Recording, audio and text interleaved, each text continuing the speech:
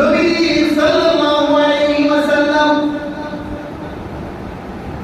বদরের ময়দানে সাহাবায়ে কিরামদেরকে নিয়ে এক প্রান্তে অবস্থান নিলেন, কাফের মুশরিকরা অপর প্রান্তে অবস্থান নিলেন। নবীজি কাফের মুশরিকদের দিকে তাকিয়ে ভারাক্রান্ত মন নিয়ে মহান আল্লাহ রাব্বুল আলামিনের কাছে দুহাত তুলে মুনাজাত শুরু করে দিলেন। ফামাদা ইয়াদাইহি, নবীজি সাল্লাল্লাহু আলাইহি ওয়াসাল্লাম আল্লাহ রাব্বুল আলামিনের কাছে দুহাত তুলে দোয়া করলেন, ও আরশের মালিক আল্লাহ, তুমি আমাকে যে ওয়াদা দিয়েছিলে এই ওয়াদার বাস্তবায়ন করো, এই ওয়াদার প্রতিফলন ঘটাও, তুমি আমাকে সাহায্য করো। আজকে যদি এই সামান্য মুসলমানগুলো কাফের মুশরিক বেঈমানদের হাতে পরাজয় বরণ করে, তাহলে তোমার এই জমিনে তোমাকে ডাকার মতন আর একজন বান্দাও অবশিষ্ট থাকবে না। আল্লাহ নবী কান্না করতে লাগলেন, দুহাত তুলে মুনাজাত করতে লাগলেন। হাদিস শরীফের মধ্যে এসেছে নবীজি আসমান পর্যন্ত হাত এমন ভাবে উত্তোলন করতে লাগলেন, নবীর কাঁধের উপরে যে চাদর ছিল, আল্লাহ নবী যখন হাত উত্তোলন করেন কাঁধ থেকে সেই চাদরটা নিচে পড়ে যায়। এমন ভাবে নবীজি কান্না করছে, যায় আরশের মালিক আল্লাহ, আজকে আমার যা ছিল যে মুসলমান যাদেরকে আমি তোমার পথ দেখাতে পেরেছি, সবাইকে আজকে এই বদরের ময়দানে উপস্থিত করেছি, এরা যদি শেষ হয়ে যায়, তোমাকে ডাকার মতন এই পৃথিবীতে আর একজনও বাকি থাকবে না, আর একজন নাই। আল্লাহ নবী এইভাবে করে আল্লাহর কাছে দোয়া করছেন, প্রার্থনা করছেন। এমন সময়ে আবু বকর সিদ্দিক রাদিয়াল্লাহু তাআলা আনহু আগমন করলেন। আগমন করে আল্লাহর নবীকে ধরলেন, যে চাদরটি পড়ে গিয়েছিল সেই চাদরটি আল্লাহর নবীর কাঁধে উঠিয়ে দিলেন। কাঁধে উঠিয়ে দিয়ে বললেন, ইয়া রাসূলুল্লাহ, ইয়া হাবিবাল্লাহ, যথেষ্ট হয়েছে, আল্লাহর কাছে অনেক দোয়া করেছেন, আল্লাহর কাছে অনেক দোয়া করেছেন, ইনশাআল্লাহ অবশ্যই অবশ্যই আজকে আল্লাহ তাআলা আপনার দোয়াকে কবুল করবেন, বলেন সুবহানাল্লাহ। নবী সাল্লাল্লাহু আলাইহি ওয়াসাল্লাম দোয়া শেষ করলেন। দোয়া শেষ করতেই করতেই নবীর চোখে তন্দ্রা চলে আসলো, কিছু ঘুম চলে আসলো। অল্প সময়ের জন্য নবী ঘুমালেন।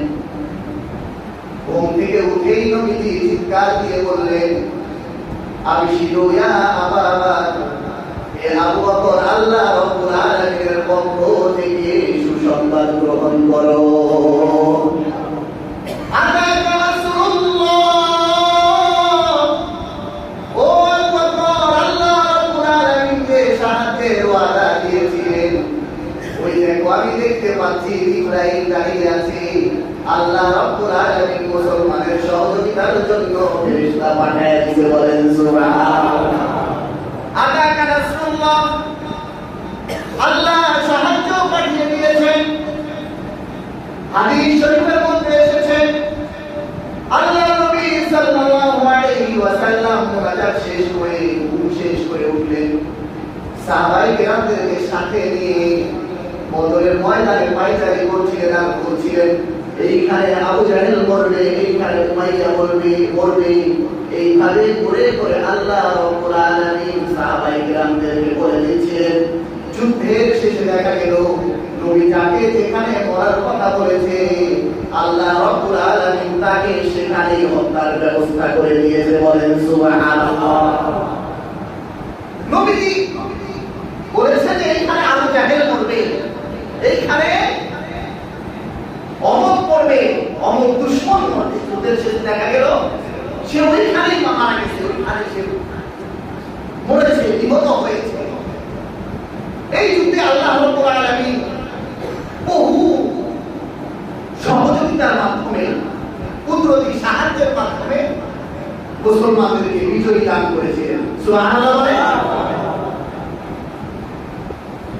যুদ্ধের আগে যে জায়গাটি মুসলমানদের ধুলাবালিময় যে জায়গা, আল্লাহ তাআলা আগের রাতে এমন বৃষ্টি বর্ষণ করলে বৃষ্টির কারণে যে জায়গাটি ছিল ধুলাবালিযুক্ত সেই জায়গাটা হয়ে গেল শক্ত, আর কাফের মুশরিকদের যে জায়গাটা ছিল শক্ত সেই জায়গাটা হয়ে গেল পিচ্ছিল। সুবহানাল্লাহ বলেন।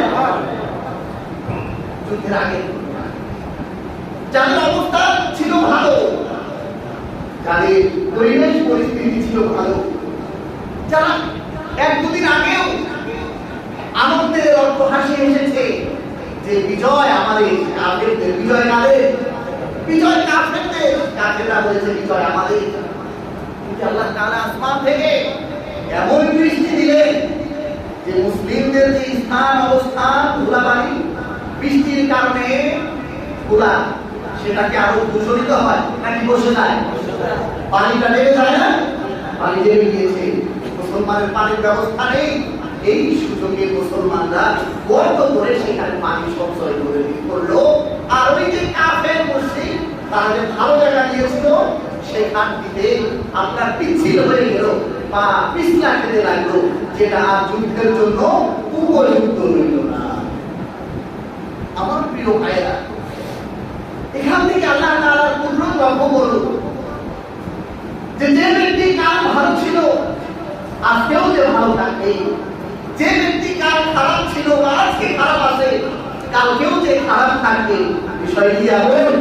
বিষয়টি এমন নয়, বরঞ্চ আল্লাহ তাআলার কুদরতের কারিশমা এমন, ইতিহাস তো এমন বলে যে আল্লাহ রাব্বুল আলামিন কালকে বাদশা ছিল আজকে তাকে ফকির বানাতে পারে, আবার কালকে ফকির ছিল আজকে তাকে আল্লাহ রাব্বুল আলামিন বাদশা বানাতে পারেন কিনা?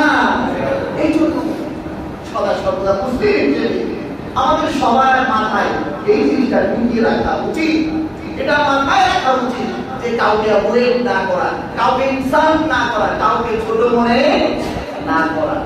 যে সে হয়তো আজকে তার দিন খারাপ যাচ্ছে তাই বলে কি কালকে তার দিন খারাপ আসবে? এটা বলা যায় না। আল্লাহ রাব্বুল আলামিন এই যুদ্ধের মাধ্যমে দেখিয়ে দিলেন সে যে কাফেররা দরবার নিয়ে অর্থ হাসি এসেছিল, আমি তাদের জন্য এমন দিদি ওয়াশিকুমুল মুআযা আমার দামিহু ওয়া ইয়ানজিলু আলাইকুম মিনাস সামা সূরা আনফাল করে দেখবেন বদর যুদ্ধের সুন্দর বিস্তারিত ব্যাখ্যা এখানে এসেছে যে আমি আল্লাহ রাব্বুল আলামিন এমন বৃষ্টি দিলাম, আমার প্রাথমিক সাহায্যে এমন বৃষ্টি দিলাম যে বৃষ্টির কারণে মুসলমানদের স্থানটা যুদ্ধের উপযুক্ত হয়ে গেল, আর কাফেরদের স্থানটা যুদ্ধের অনুপযুক্ত হয়ে গেল। আল্লাহ রাব্বুল আলামিন বৃষ্টির মাধ্যমে সাহায্য করলেন। এরপরে আল্লাহ রাব্বুল আলামিন ঘুম দিয়ে মুসলমানদেরকে সাহায্য করলেন। কি দিয়ে? ঘুম দিয়ে সাহায্য করলেন। ইবলিস শয়তান মুসলমানদের দিলের মধ্যে কুমন্ত্রণা দিতে লাগলো, ও মুসলমান সম্প্রদায়, তোমরা তো নিজেদেরকে সব সময় হক্কানি বলো, তোমরা সব সময় বলো তোমরা হক পথে আসো, তোমরা সব সময় বলো তোমাদের ধর্মই সত্য ধর্ম, কিন্তু আজকে এই বিশাল ময়দানে লক্ষ্য করে দেখো যাদেরকে তোমরা অসত্য বলো তারা কত ভালো পজিশনে আছে, আর তোমাদের অবস্থা তো এমন তোমরা ঘুম বাদ দিয়ে তাহাজ্জুদের নামাজ আদায় করার জন্য ব্যস্ত হয়ে গেছো। আর ইবলিস শয়তান কুমন্ত্রণা দিচ্ছে।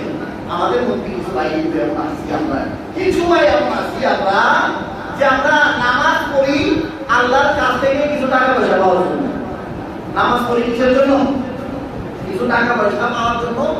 বিপদে পড়লে নামাজে আসি, যদি বিপদ থেকে উদ্ধার না হয়, অথবা টাকা পয়সা যদি না আসে, তখন এই কয়েক অক্ট নামাজ পড়ে যাইতে থাকে আর বলতে থাকে ওই নামাজ পড়তে কিছু আসে না। নাউজুবিল্লাহ বলেন। এই হচ্ছে ইবলিসের কথা। কার কথা? ইবলিসের কথা, ইবলিসের কথা। তো ইবলিস শয়তান তাকে তো এইভাবে ধোঁকা দিতে লাগলো যে তোমরা যে বলো মুসলিম, তোমরা সত্য ধর্মের উপরে আসো, অথচ দেখো যারা ওই পাশে কাফের আছে তারা কত ভালো অবস্থায় আছে, তারা অস্ত্র শস্ত্রের দিক দিয়ে অনেক বেশি, সদস্যর দিক দিয়েও অনেক বেশি, ওটা কোন তারে আছে। আল্লাহ রাব্বুল আলামিন কি করলেন? সাহাবায়ে কেরামদের চোখে কিছু সময়ের জন্য এমন এক ঘুম দিলেন যে ঘুমের কারণে সাহাবায়ে কেরামের মাথায় যে দুশ্চিন্তা ছিল, অল্প সময় ঘুমের কারণে সব ধরনের দুশ্চিন্তা তাদের মন থেকে, তাদের মাথা থেকে নির্মূল হয়ে গেল। সুবহানাল্লাহ। ঘুমালে পরে মানুষের শরীর সতেজ হয় কিনা? সতেজ হয়। আপনি 7 দিন দিনে ঘুমাবেন, 7 দিন দিনে ঘুমাবেন, রাতে ঘুমাবেন না, দেখবেন রাত আপনার দিনের ঘুমে করে কাজ করে না, মাথা ঝিমঝিম, শরীর প্যাস প্যাস প্যাস প্যাস করে। রাতের ঘুমের এত দাম, আল্লাহ তাআলা বলেন যে আমি এই ঘুমটা দিলাম যাতে করে মুসলিমদের শরীরটা সতেজ হয়ে যায়, পরের দিন যাতে করে তারা উৎফুল্ল হৃদয়ে কাফেরদের বিরুদ্ধে লড়াই করতে পারে। সুবহানাল্লাহ বলেন, কাফেরদের বিরুদ্ধে তারা লড়াই করতে পারে। আল্লাহ রাব্বুল আলামিন কোরআন কারীমে বলেন, ইয ইউহি রাব্বুকা ইলাল মালাইকাতি আন্নী মা'আকুম ফাসাব্বিতুল্লাযীনা আমানু। এইখানে আল্লাহ রাব্বুল আলামিনের সাহায্য সমাপ্ত নয়। আল্লাহ রাব্বুল আলামিন আকাশ থেকে মুসলমানদেরকে সহযোগিতা করার জন্য ফেরেশতা পাঠালেন। সুবহানাল্লাহ। আল্লাহ রাব্বুল আলামিন বলেন, আমি ফেরেশতাদেরকে বলে পাঠালাম, ও আমার ফেরেশতারা, আমি তোমাদের সাথে আছি। আর এই যে মুসলমানরা তারা যে হৃদয় ভেঙে ফেলেছে, সাহস হারিয়ে ফেলেছে, তোমরা মুসলমানদের জন্য সাহসের সঞ্চার করতে থাকো। ফেরেশতা পাঠালেন কিভাবে? বিভিন্ন ভাবে ফেরেশতারা এই যুদ্ধের ময়দানে মুসলমানদের সাহস সঞ্চার করেছে। আব্দুল্লাহ ইবনে আব্বাস তিনি বলেন, আমাদের মধ্যকার এক মুসলিম সে আল্লাহর নবী সাল্লাল্লাহু আলাইহি ওয়াসাল্লামের কাছে আসলেন, এসে একটি ঘটনা শোনালেন। ঘটনাটি হলো এমন, এক কাফেরের পিছনে একজন মুসলমান খাওয়া করতে লাগলো। খাওয়া করতে করতে ওই মুসলমান শুনতে পেল কে যেন বলছে, আপিল হাইজুম, সামনে আগাও। কে যেন অদৃশ্য ভাবে বলছে, আপিল হাইজুম, সামনে আগাও। বর্ণনাকারী বলেন, কে বলছে, কাকে বলছে, কাউকে আমি দেখি না। সুবহানাল্লাহ। মুসলিম বর্ণনাকারী বলেন যে আপিল হাইজুম, এই আওয়াজ আমি পাচ্ছি, কিন্তু কে বলছে, কাকে বলছে, কাউকে আমি দেখি, কাউকে আমি দেখি না। আপিল হাইজুম, কাউকে আমি দেখতে পাই না। আমি সামনে বাড়লাম, সামনে বেরিয়ে দেখি যে এক কাফের মরে পড়ে আছে, তার মুখে, তার চেহারায় আপনার চাবুকের আঘাতের দাগ। সুবহানাল্লাহ। কাফের মরে পড়ে আছে, তার মুখে কিসের আঘাত? চাবুকের আঘাতের দাগ। রাসূলুল্লাহ সাল্লাল্লাহু আলাইহি ওয়াসাল্লামের কাছে গেলে এই ঘটনা যখন বর্ণনা করলে, রাসূল বললেন, সাদাকাতা যালিকা ওয়া আমার সাহাবী, তুমি সত্য ঘটনা বর্ণনা করেছো। তুমি যার কণ্ঠ শুনেছো সে হচ্ছে আসমানের ফেরেশতা। সে পুরা দাঁড়িয়ে দিয়ে যাচ্ছিল কাফেরদের পিছনে পিছনে, আর সেই বলছিল যে সামনে আগাও, কাফেরকে যেখানে পাও সদর করে তাদেরকে আঘাত করতে থাকো। সুবহানাল্লাহ। আকুবিল হাইজু, আল্লাহ রাব্বুল আলামিন এইভাবে করে আপনার দলে দলে ফেরেশতা দিয়ে এই যুদ্ধে মুসলমানদেরকে জয়ী করলেন।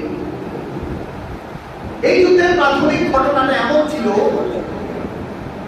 যে যখন এই বদরের উভয় প্রান্তে মুসলমান এবং অমুসলমান অবস্থান নিল, নেবার পর তৎকালীন সময়ের নিয়ম অনুযায়ী কাফেরদের পক্ষ থেকে ময়দানে আসলো 3 জন, আর মুসলমানদের পক্ষ থেকে ময়দানে আসলো 3 জন। কাফেরদের পক্ষ থেকে যারা আসলো, উতবা, সাইবা, ওয়ালিদ ইবনে মুগীর, এই 3 জন আসলো। আসার পর মুসলমানদের পক্ষ থেকে যে 3 জন আসলো তারা ছিল আনসারী সাহাবী। কোন জায়গায় মনে আছে? আনসারী সাহাবী কাদেরকে বলে? মদিনার বাসিন্দাদেরকে আনসারী সাহাবী বলে। আপনার কাফেরদের দাম্ভিকতা এত বেশি ছিল, তারা বলল, তোমরা কেন এসেছো?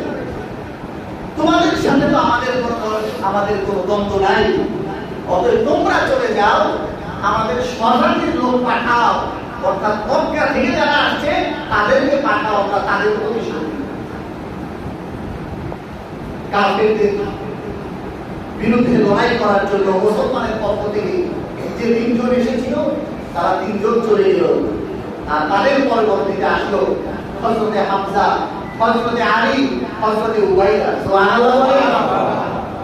আর 3 জন আসলো, আসার পর 3 জন 6 জন এমন লড়াই হলো যে অল্প সময়ের মধ্যে সশস্ত্র 3 জন কাফের মুসলমানের হাতে চরমভাবে পরাজিত হয়ে এই দুনিয়া থেকে বিদায় নিতে বাধ্য হলো। সুবহানাল্লাহ। এরকম নির্মমভাবে তারা আঘাতপ্রাপ্ত হলো। 3 জন আবু জাহেল সহ তারা চিন্তা করে এইভাবে 3 জন করে হামলা করলে মারা যাবে, 3 জন করে হামলা করলে মারা যাবে না, অতএব সবাই সতর্ক হয়ে চলে। এখন 2 পাশ থেকে একসাথে অ্যাটাক করেছে। 1000 থেকে বেশি কয়জন?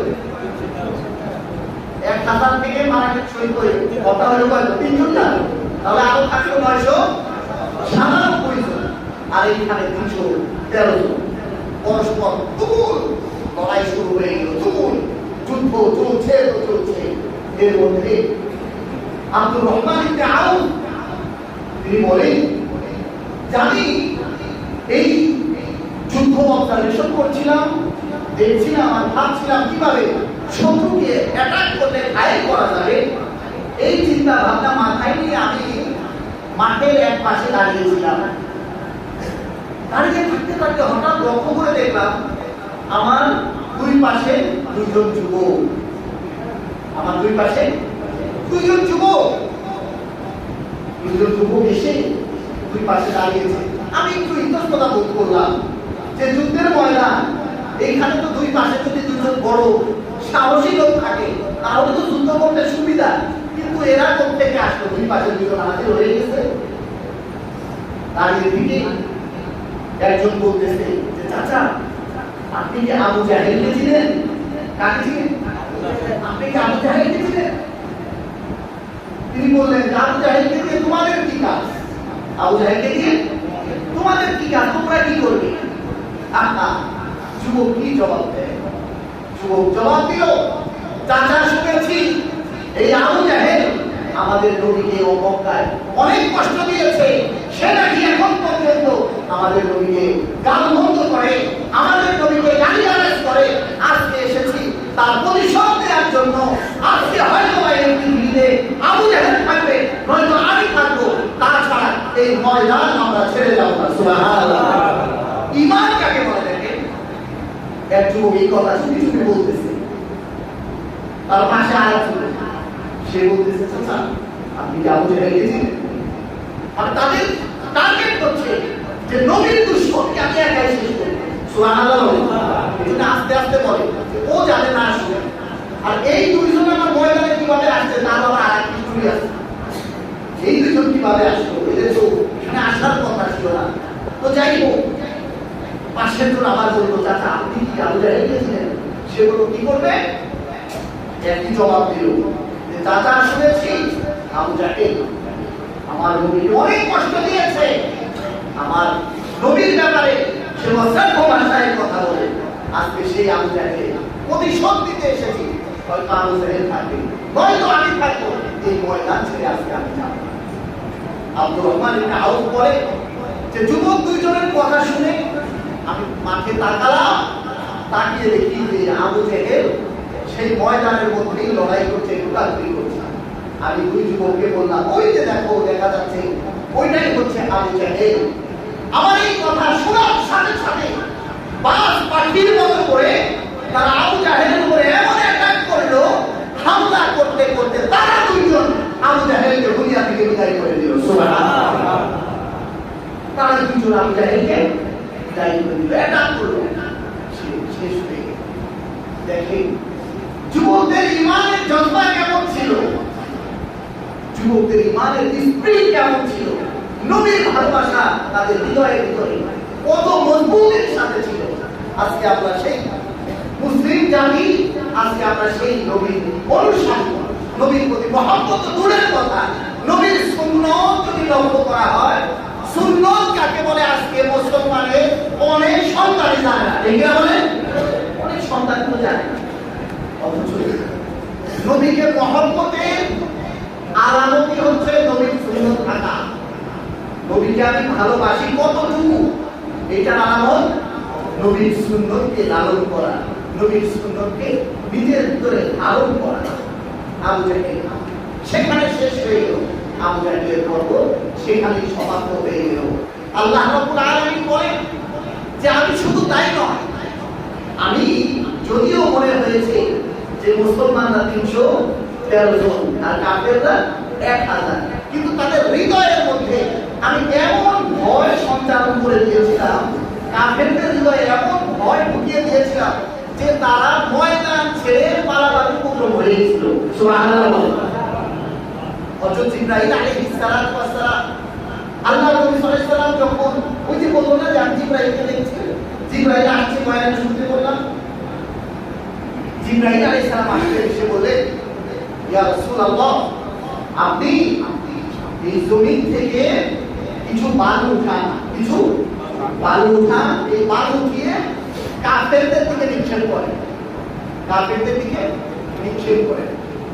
নবী সাল্লাল্লাহু আলাইহি ওয়াসাল্লাম জমিন থেকে কিছু বালু উঠালেন, বালু উঠিয়ে কাফেরদের দিকে নিক্ষেপ করলেন। সামান্য বালুকে আল্লাহ তাআলা এত বিস্তৃত দান করলেন, এত ব্যাপকতা দান করলেন যে এই এক মুঠ বালু কাফের মুশরিক বেঈমানদের মধ্যে এমন একজন বালু ছিল না যার চোখে আর মুখে সেই বালু লাগে না। সুবহানাল্লাহ।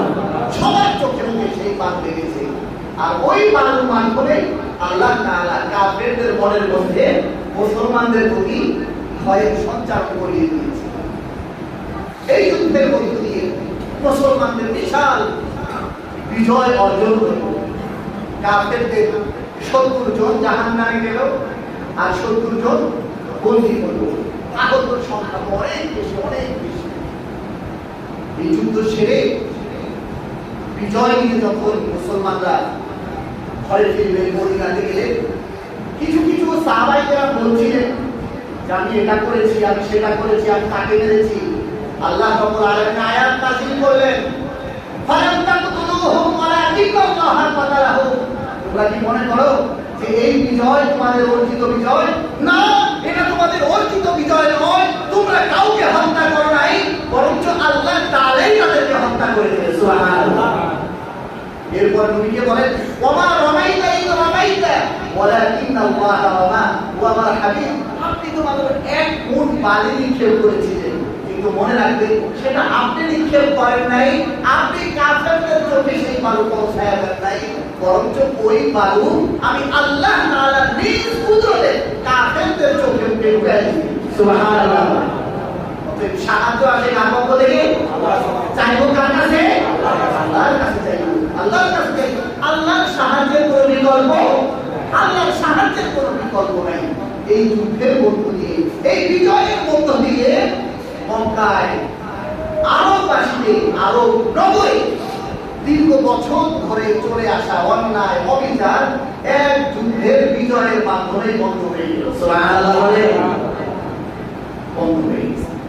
এই জন্য আমার প্রিয় হাজিরিন, এই যুদ্ধ থেকে আমরা যেটা বুঝতে পারি, আমরা যেটা শিখতে পারি, সেটা হলো যে 313 জনের পক্ষে 1000 সশস্ত্র মানুষের সাথে লড়াই করে বিজয় অর্জন করা সম্ভব নয়। আল্লাহ তাআলা আমাদের ইতিহাসে দেখিয়ে দিলেন যে মুসলমান কখনো অস্ত্র, সনদ, জনবল আর ধনবলের মাধ্যমে তারা বিজয় লাভ করতে পারবে না। মুসলমান তখনই বিজয় অর্জন করবে যখন মুসলমান সব কিছুর উপর থেকে ভরসা উঠিয়ে এক আল্লাহর উপরে বিশ্বাস স্থাপন করবে। এই কিনা বলে আজকে কিন্তু ভাই আল্লাহর উপর থেকে আমাদের বিশ্বাস নাই বললেই চলে। আল্লাহর উপর থেকে আমাদের ভরসা কমে গেছে, যার কারণে আমাদের বিশ্বাস এখন সবকিছু দুনিয়াবি জিনিসপত্রের উপরে। দুনিয়ার জিনিসপত্রের উপরে যখন আমাদের বিশ্বাস এসে গেছে, যত সামনের দিকে এগিয়ে যাচ্ছে তত মানুষ শান্তির দিক দিয়ে সংকটে পড়ে যাচ্ছে, সম্পদের যুগেও সংকটে পড়ে যাচ্ছে। এই কিনা বল, বিল্ডিং হতে পারে, অনেক কিছুই হতে পারে, কিন্তু শান্তি কিন্তু নাই। এই জন্য আসুন আমরা নবীজি সাল্লাল্লাহু আলাইহি সাল্লামের জীবনী থেকে দীর্ঘদিন এই আলোচনা শুনছি। আমরা আগামী জুমাতে নতুন কোনো বিষয় নিয়ে আলোচনা করব। তবে আজকের মেসেজ যেটা আমি আপনাদেরকে দিতে চাই, যে এই যুদ্ধের মধ্যে পরিপূর্ণ জয় ছিল একমাত্র কারণ দোয়া। কি ভাই? দোয়া ও মুনাজাত। নবীজি সাল্লাল্লাহু আলাইহি সাল্লাম তার মতো মহামানব এমন ভাবে দোয়া করেছে, তাকে চাদর পরে দিয়েছে, হাত এমন ভাবে উঠিয়েছে। আর আজকে আমাদের এখন অবস্থা এমন হয়েছে যে শেষ কলেজে